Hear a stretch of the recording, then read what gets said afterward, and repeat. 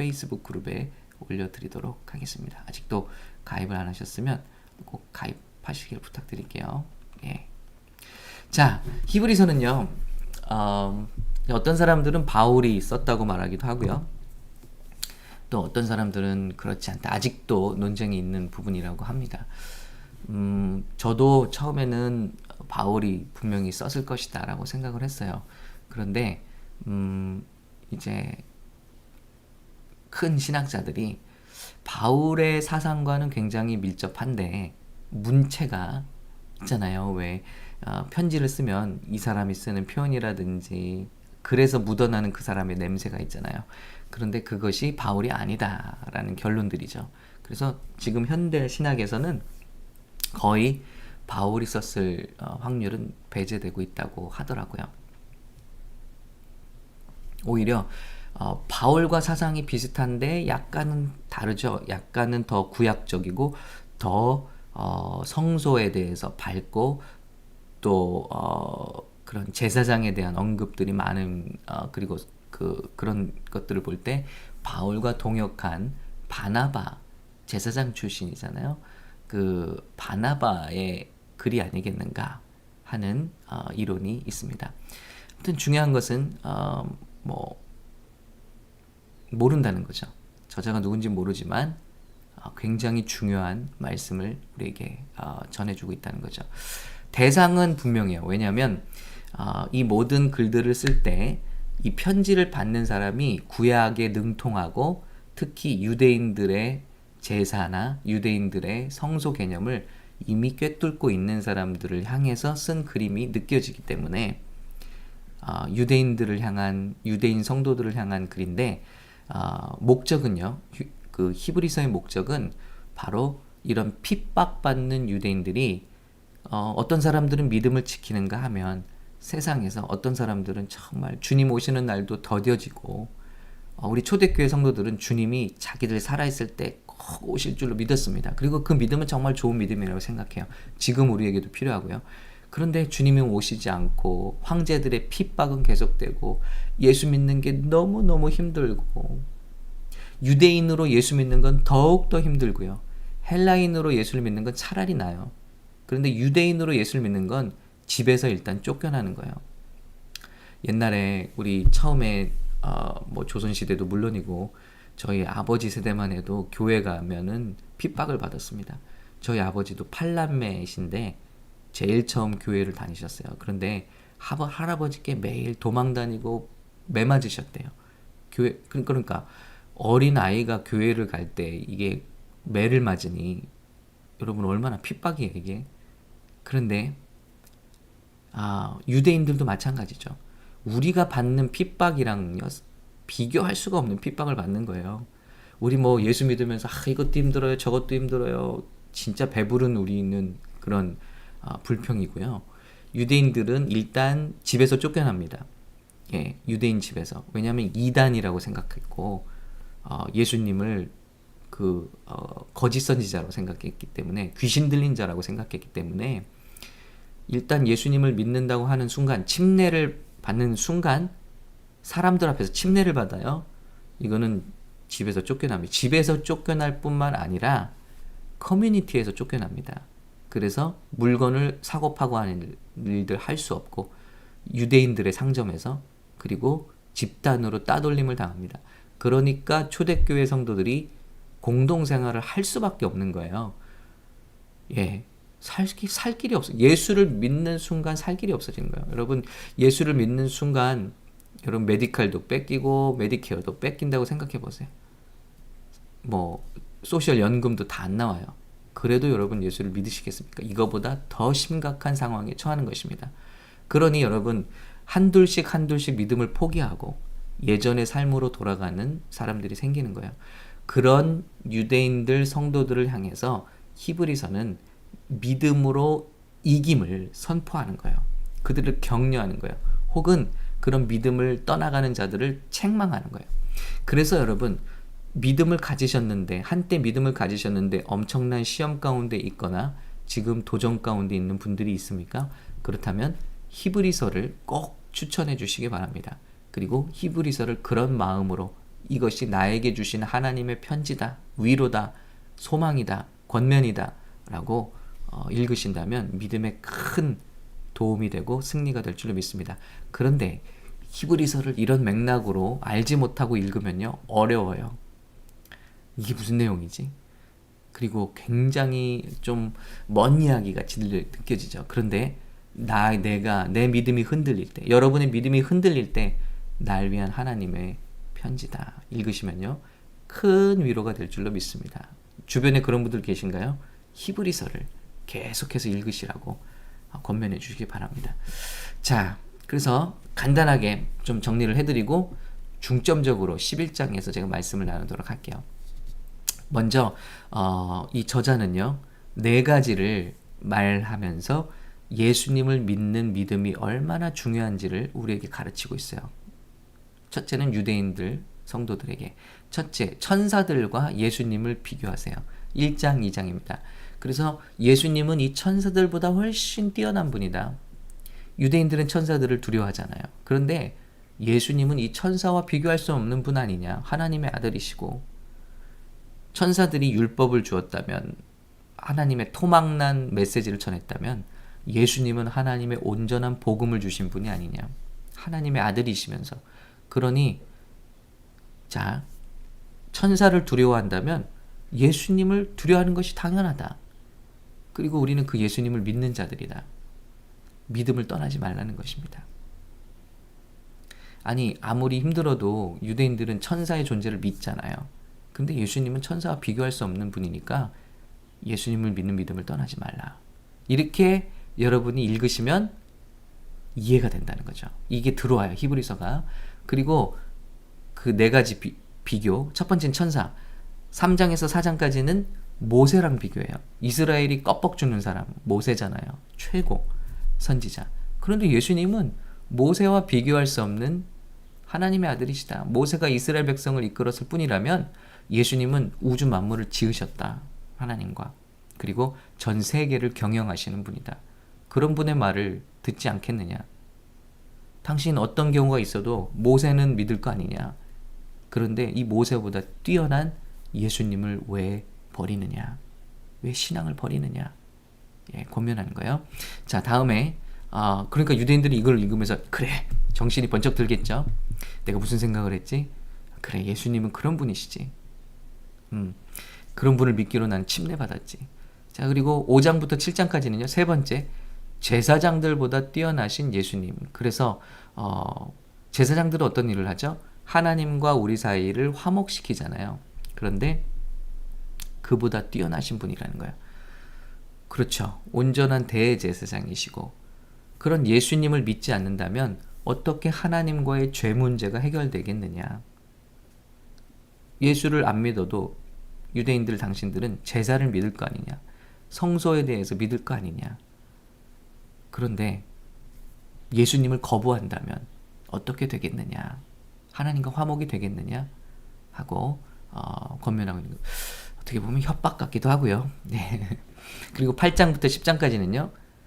어떤 재물보다 뛰어나신 예수님을 비교하고 있어요. 그래서 우리는 매일매일마다 제사를 드려야 되지 않느냐. 그런데 예수님을 믿는 사람들은 그럴 필요가 없지 않느냐. 예수님은 단번에, 왜냐하면 예수님의 피에 예수님의 생명이 들어있죠. 예수님의 생명은, 왜냐하면 생명이 피에 있다고 하셨으니까.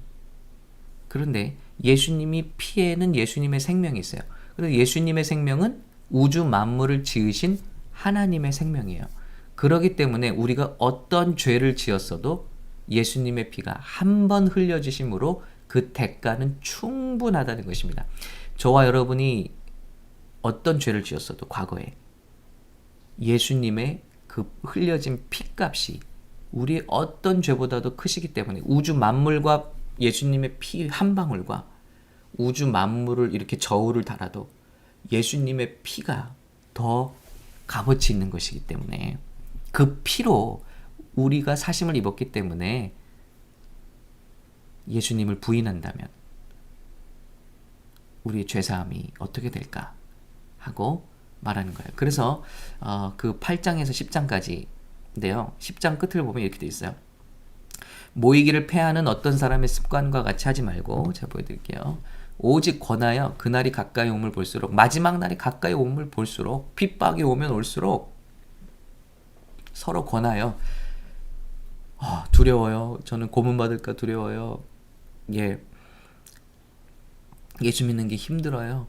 그럴 때 오직 권하여 그날이 가까이 볼수록 더욱 그리하자. 우리가 진리를 아는 지식을 받은 후에 예수님이 어떤 분인지를 아는 지식을 받고 짐짓 일부러 죄를 범한 즉 다시 속죄하는 제사가 없고, 이게 뭐죠? 신앙을 부인하는 거죠.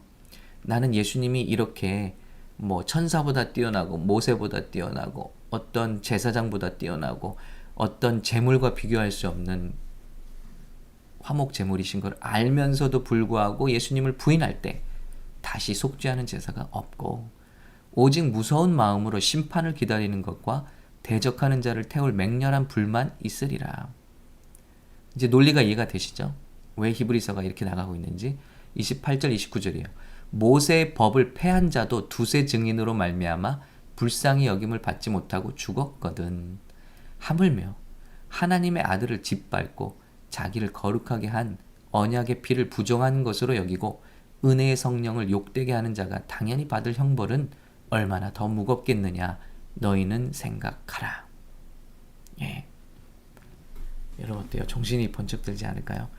그리고 그래, 내가 뭘 믿은 거지? 나는 이 예수님을 믿잖아 하고 믿음으로 승리하겠죠. 자, 그러면서 11장 가기 전에 이 유명한 말씀 또 같이 나눌게요. 10장 38절. 나의 의인은 믿음으로 말미암아 살리라. 또한 뒤로 물러가면 내 마음이 그를 기뻐하지 아니하리라 하셨느니라. 우리는 뒤로 물러가 멸망할 자가 아니요 오직 영혼을 구원함에 이르는 믿음을 가진 자니라. 그러면서 그 유명한 믿음장, 히브리서 11장, 뭐 사랑장이 있고 그러잖아요. 뭐 고린도전서 13장 이렇게. 그런데 믿음장이 여기서 등장하는 거예요. 어떤 맥락에서 믿음장이 나오는지 아시겠죠? 목숨을 걸고 신앙을 지켜내야 되는 성도들에게, 당신에게 정말 그리스도를 향한 믿음이 있다면, 이 시대 뭐가 무서워서 교회를 못 가요? 뭐 해서 예수를 못 믿어요? 예수 믿는 게 힘들어요? 이렇게 어떻게 보면 어리광 같은 불평을 하고 있는, 너무나 젖먹이 같은 불평을 하고 있는 우리들에게 믿음은 이런 거야. 예수를 믿는 믿음은 이런 거잖아. 하고 정신을 번쩍 들게 해주는 믿음장입니다. 자, 그러면서 한 분 한 분 신앙의 영웅들을 소개하죠. 믿음의 영웅들. 믿음으로 아벨은 가인보다 더 나은 제사를 하나님께 드렸다. 그러므로 참 믿음이 있다면 예배를 드릴 수밖에 없다. 더 나은 제사를 드릴 수밖에 없다. 왜냐? 하나님이 살아계시고 이 예배를 통해서 나에게 상 주시는 이임을 믿기 때문입니다. 그러므로 참 믿음이 있다면 예배를 잘 드린다고 구원받는 게 아니에요. 그러나 구원받은 참 신앙 고백의 침례로 고백할 정도의 신앙 고백이 있다면 예배를 허스로 드리지 않는다는 거예요. 예배 지각을 왜 합니까? 뭐 10만 불짜리 딜을 하러 갈 때 지각하지 않잖아요. 여러분 좋은 옷으로 빼어 입고 약속 장소 미리 나가 있잖아요. 이게 뭘 보여주냐면 우리가 하나님보다 돈을 더 사랑하고 있다는 걸 단면적으로 보여주는 거잖아요. 믿음으로 아벨은 가인보다 더 나은 제사를 드렸다. 살아 없어지는 가치, 소멸하는 가치를 드렸다는 거예요. 믿음 있는 사람이 설거지하면서 예배 드릴 수 없습니다. 이거는 두 가지 가치를 다 가질 수 있다는 생각이죠. 그러나 우리가 예배할 때 반드시 가장 귀한 가치가 소멸돼요. 그리고 그것이 참 예배입니다. 시간이 소멸돼요. 내가 이때 할 수 있는 다른 일들이 소멸돼요. 아벨은 자기 양의 첫 새끼를 죽임으로 소멸됐죠. 가치가 사라졌죠. 그리고 가장 좋은 것을, 아롱진 부분을 하나님께 가져온 거예요. 그러니까 이게 뭐냐? 믿음으로 드린 예배다.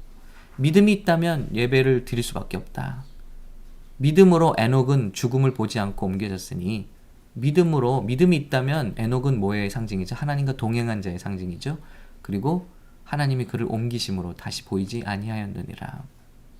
그러면서 믿음이 없이는 하나님을 기쁘시게 못하나니 하나님께 나아가는 자는 반드시 그가 계신 것과, 여러분 우리 모임 가운데 주님이 함께하고 계세요. 이거 믿으십니까?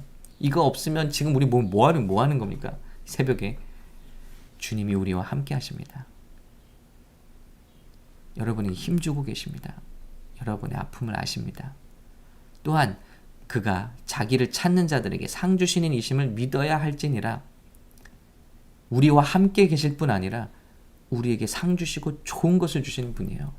여러분의 기도는 yes, no, wait 그리고 더 좋은 것으로 반드시 응답받고 있다는 것입니다. 아, 할렐루야. 이걸 믿으면 참 기도가 파워풀해지는 거죠. 자, 어떤 사람의 기도는 왜 파워풀하고 어떤 사람의 기도는 잘 응답되지 않는 것처럼 보일까요? 믿음입니다. 믿음. 예, 야고보서에 나온 말씀처럼 기도하면서 의심하는 자는 받을 것을 생각하지 말라. 믿음입니다. 자, 믿음이 있다면요. 7절 노아는 아직 보이지 않는 일에 경고하심을 받아 경외함으로 방주를 준비하여 그 집을 구원하였으니, 믿음은 100년이 넘는 시간 동안 방주를 뚝딱뚝딱 지었어요. 뭐죠? 믿음이 있기 때문에. 그런데 우리가 믿음이 있으면서 경고를 받지 않는다면, 또 순종하지 못한다면, 자 8절입니다. 믿음으로 아브라함은 부르심 받을 때 순종하여 유업으로 받을 땅에 나아갈 때 갈 바를 알지 못하고 나갔다. 어디로 가라고 하시지도 않았는데 무작정 쫓아나가는 거예요. 예. 미래가 어떻게 될지 몰라요. 그런데 주님이 가라 하시니까 가는 거예요. 자, 그러니 이는 그가 하나님이 계획하시고 지으실 터가 있는 성을 바랐습니다. 네, 하나님이 계신 것과 하나님이 나를 예비하신 무엇이 있는 것만 바라고 갔다는 거예요. 그러니까 뭘 알아서 가는 게 아니에요. 믿음은 보여서 가는 게 아니에요. 하나님이 가라 하시니까 가고 하나님이 함께 하시니까 걸어가는 겁니다. 그걸 말하는 거예요. 자, 믿음이 있다면, 당신에게 믿음이 있다면, 여러분에게, 저와 여러분에게 믿음이 있다면, 사라 자신도 나이가 많아 단산하였으나 잉태할 수 있는 힘을 얻었으니 이는 약속하신 이를 미쁘신 줄 알았습니다. 대단하죠? 예, 99세에 그 아들을 낳은 100세의 아들을 낳은, 네, 100세가 아브라함이죠. 네, 사라 기도하면서 끝까지 믿음을 가졌다는 거예요. 약속하신 일을 faithful, 신실하신 분이다. 여러분, 기도하면서 우린 지치잖아요. 약속을 의심하잖아요. 그런데 믿음이 있다면 기도하면서 의심하지 않는다. 사라처럼. 자, 그러므로 그 믿음이 열매 맺어 하늘의 허다한 별과 해변의 무수한 모래같이 많은 후손이 생육하였느니라. 저와 여러분이 그 아브라함의 영적 후손이 된 거잖아요. 할렐루야. 이 믿음으로 함께 승리하시기를 축복합니다. 자, 어떤 사람들은 이렇고 저런 사람들은 저렇고 그들이 이제는 더 나은 본향을 사모하니, 믿음이 있다는 건 뭐예요? 이 땅이 영원하게 살 것처럼 생각하지 않고 더 나은 본향을 생각한다는 사람들이에요. 저와 여러분은 이 땅에서 문제 해결 받으려고 예수 믿은 게 아니라는 거예요. 많은 교회들이 말하는 것처럼 예수 믿으면 이렇고 저렇고 잘 됩니다가 아니라, 우리는 참 믿음은 뭐냐? 더 나은 본향, 거기서 승부를 건다는 거죠. 예, 아브라함이 그걸 본 것처럼 우리도 그걸 봐야 되지 않냐. 또 믿음이 있다는 건요, 아브라함은 시험 받을 때 믿음으로 이삭을 드렸으니 내 좋은 것도 때로는 하나님 앞에 내려놓을 수 있다. 내 자녀들도 내려놓을 수 있고, 내 배우자도 때론 주님 손 안에 내려놓을 수 있고, 내 사역조차 내가 우상같이 나 자신을도 내려놓을 수 있는 것, 다 포기도 할 수 있는 것. 이게 지금 제가 말은 쉽지만, 많은 분들이 자녀 때문에 시험 들잖아요. 그게 뭐냐? 우리가 자녀가 아직 주님 손에 올려지지 않았다는 거예요. 근데 아브라함은 시험 받을 때 믿음으로 이삭을 드렸으니, 그 외아들 드렸느니. 여러분, 공산당이 내려왔을 때 예수 믿는 사람들 막 부모님을 핍박하기도 하고 자녀들을 데려가서 핍박하기도 해요. 여러분, 이게 보통 고통과 도전이 아니잖아요. 이 당시에 마찬가지입니다. 그 자녀들을 막 절벽에서 떨어뜨리고 그 자녀들을 이렇게 할 때 신앙의 회의가 올 수도 있잖아요. 그런데 아브라함을 얘기하는 거죠. 믿음으로 이삭도 드릴 수 있었다. 포기하지 마라. 신앙을 포기하지 마라. 예. 자, 아브라함이 뭘 믿었죠? 그가 하나님이 능히 이삭을 죽은 자 가운데서 다시 살리실 줄로 생각한지라. 정말 그랬어요. 왜냐하면 아브라함이 종과 아들을 데리고 모리아산으로 3일 길을 가잖아요. 그런 다음에 제물로 바치러 올라갈 때 뭐라고 하죠? 종한테 우리가 가서 여호와께 제사를 드리고 우리가 돌아오겠다고 그랬어요. 그러니까 나가 돌아오겠다고 그런 게 아니라 우리가 돌아오겠다. 그러니까 하나님이 이 아들을 무슨 일이 있으셔서 죽이라고 하시지만 약속이 있잖아요. 이 아들을 통해서. 그러니 반드시 다시 살리실 거야. 이런 믿음이 있었다는 거. 놀라운 믿음이죠. 자, 믿음으로 이삭은 그러니까 아브라함은 성경에서 최초로 부활의 믿음을 가졌던 자예요. 다시 살리실 것이다. 자, 믿음으로 이삭은 장차 있을 일에 대하여 야곱과 에서에게 축복하였으며 믿음이 있다면 자녀들을 축복할 것이고 야곱과 에서에게 축복하였으며 야곱은 죽을 때 요셉의 아들들에게 축복하고 그 지팡이 머리에 의지하여 경배하였으며 야곱이여 평생 참 잔머리 굴리며 살았잖아요. 근데 말년에 믿음이 들어왔어요. 그러니까 자녀들을 다 12명 불러다가 축복하고 그 믿음 축복대로 12지파가 생겨난 거잖아요. 그리고 자신은 라헬의 무덤에 묻히지 않고 라헬 옆에 묻힙니다. 뭘 깨달은 거죠? 메시아 믿음이 중요하다는 것. 그리고 메시아를 오게 할 유다를 낳아준 레아 옆에 묻히는 거예요. 와, 이거 라헬이 무덤에서 들었으면 천국에서 지금 서로 만나 있겠죠. 자다가도 일어날 일인데 날 그렇게 사랑하는 것 같으면서 레아에게 묻히다니. 뭘 깨달은 거죠? 본향을 깨달은 거고 그리고 영적인 유산, 영적인 축복의 중요성을 깨달은 거예요. 마찬가지로 요셉은 임종시에 이스라엘 자손들이 떠날 것을 말하고 또 자기 뼈를 위하여 명하였으며 요셉은 이 번영한 애굽 땅에 날 묻지 말고 약속의 땅, 아버지의 땅, 하나님의 약속이 전개되는 가나안 땅에 나를 묻어다오 하고 뼈를 그 후손들이 이제 이스라엘 자손들이 그 뼈를 가져가죠. 예, 놀라운 일입니다. 믿음으로 모세는 장성하여 바로의 공주의 아들이라 이제 모세로 내려왔어요. 칭함받기를 거절하고 그 편한 곳 다 포기하고 하나님의 백성과 함께 고난받기를 자처하고 죄악의 낙을 누리는 것보다 뭐 세상에서 이렇게 잘 나가고 그러면서 죄악의 낙을 누리는 것보다 하나님의 백성과 함께 고난받기를 선택하고 그리고 그리스도를 위하여 받는 수모를 애굽의 모든 보화보다 더 큰 재물로 여겼으니 이는 상 주심을 바라봅니다. 여러분은 무엇을 바라보십니까? 문제 해결입니까? 아니면 상 주시는 하나님이십니까? 믿음으로 기생 라합은 정탐꾼을 영접하였고 기생 라합은요 자기 민족을 심지어는 버릴 정도로 하나님의 나라를 붙들었습니다. 하나님을 멸시하는 나라와 민족을 뒤로 하고 하나님을 경외함으로 이스라엘 민족을 붙들었다는 거예요. 하나님을 붙들었다. 순종치 아니한 자와 함께 멸망하지 아니하였더라. 내가 무슨 말을 하리요? 기드온, 바락, 삼손, 입다, 다윗, 사무엘과 선지자 시간이 부족하다. 나라를 이기기도 하고 의를 행하기도 하며 약속을 받기도 하며 사자들의 입을 막기도 하는 이 모든 것이 다 믿음의 결과 아니냐. 그러므로 믿음장입니다.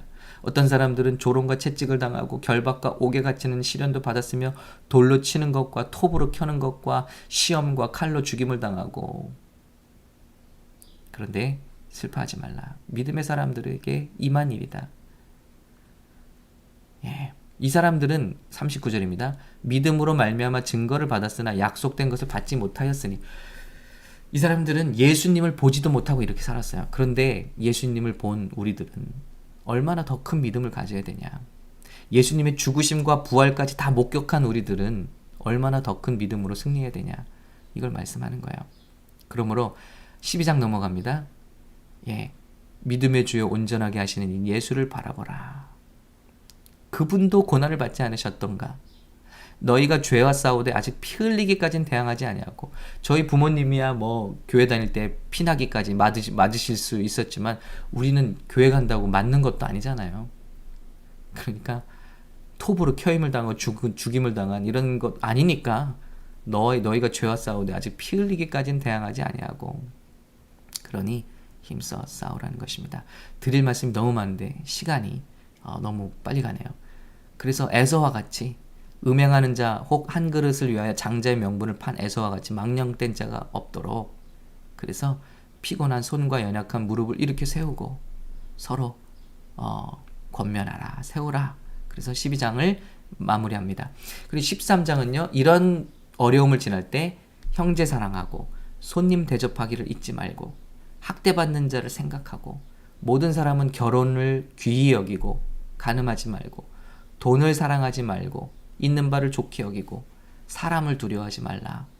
사람이 내게 어찌하리요. 여러분 같이 한번 해보실까요? 사람이 내게 어찌하리요. 예, 주는 나를 돕는 이시니. 히브리서 13장 6절입니다. 주는 나를 돕는 이시니 내가 무서워하지 아니하겠노라. 사람이 내게 어찌하리요. 시편 118편 말씀입니다.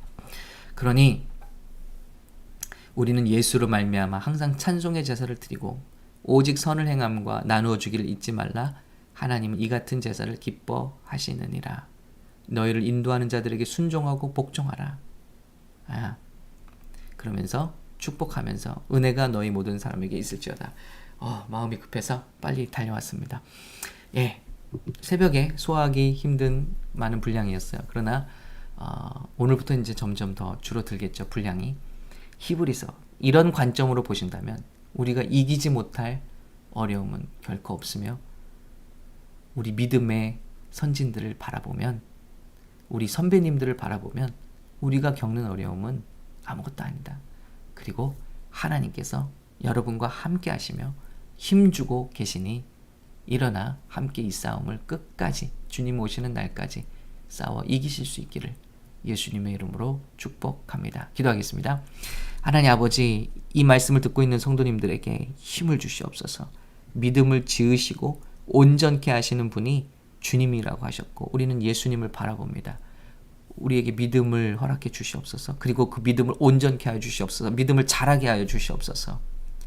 그리고 그 참 믿음의 열매들이 삶에 나타나게 하시고, 주님, 초대교회 성도들은 목숨을 걸고 예수를 믿었는데 우리는 쾌락 때문에 예수를 믿지 못한다고, 예수 믿는 게 힘들다고, 우리 마음대로 되지 않는다고 이렇게 울고 있으니 우리의 연약함을 용서하여 주시옵소서. 우리의 믿음 없음을 불쌍히 여겨 주시옵소서. 그 믿음으로 나라를 이기기도 하고 세상을 이기는, 세상에 감당할 수 없는 믿음의 사람들, 우리 샘물교회 성도님들, 우리 이 방송을 함께하고 있는 성도님들 되게 하여 주시옵소서. 곳곳에 들어가서 삶의 현장에서 그 믿음으로 하나님의 나라를 확장하며 증거하는 자들 되게 하옵소서. 특별히 오늘은 주님, 그 믿음으로 저는 선포합니다. 우리 성도님들에게 주신 크고 작은 어려움들, 또 우리 있는 크고 작은 마음과 몸의 질병들 특별히 기도하오니 주님, 믿음으로 기도하오니 저에겐 아무 능력 없습니다. 예수님의 십자가 보혈, 예수님의 이름, 예수님의 채찍질 맞으심, 그 약속을 믿사오니 하나님 이 시간 깨끗게 하시고 새롭게 하시고 강건케 하시사 주님의 간증되게 하옵소서. 예수님의 이름으로 간절히 기도합니다. 아멘. 여러분, 이 믿음으로 함께 끝까지 승리하실 수 있기를 기도합니다.